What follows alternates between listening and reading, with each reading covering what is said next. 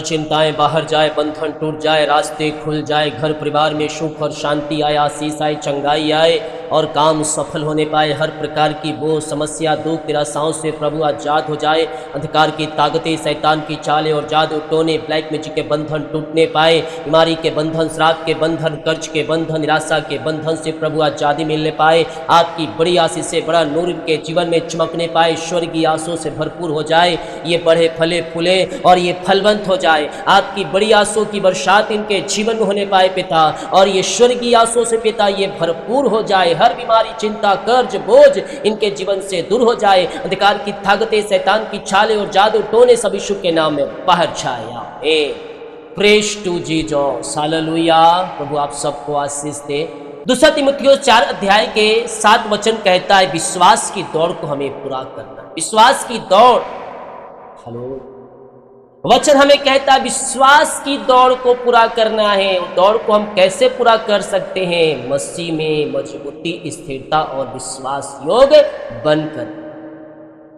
मैं अच्छी कुश्ती लड़ चुका हूं, मैंने अपनी दौड़ पूरी कर ली है, मैंने विश्वास की रखवाली की है। क्या हम ये कह सकते हैं कि मैंने अच्छी कुश्ती लड़ चुकी है, मैं दौड़ पूरी कर चुका हूं और मैंने विश्वास की रखवाली की है?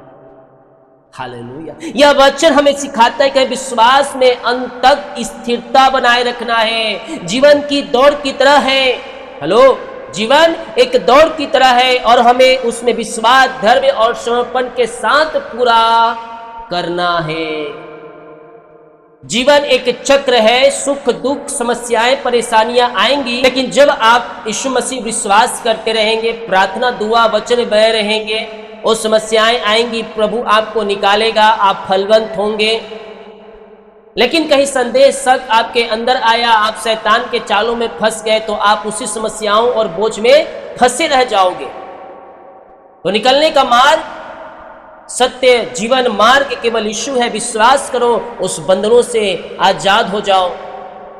जीवन के चक्र में परेशानी, समस्याएं आएंगी, जब आप स्थिरता और विश्वास योग बने रहेंगे, वो आएंगी, चली जाएंगी, आप वहीं रह जाएंगे, आप बढ़ते चले जाएंगे और समस्याएं निकल के चली जाएंगी। लेकिन बहुत से भाई बहनों के जीवन शैतान कार्य करता है और वहीं चुक जाते हैं और शैतान के जालों में पड़ जाते हैं और वहीं वो गिर जाते हैं विश्वास और हार मान लेते।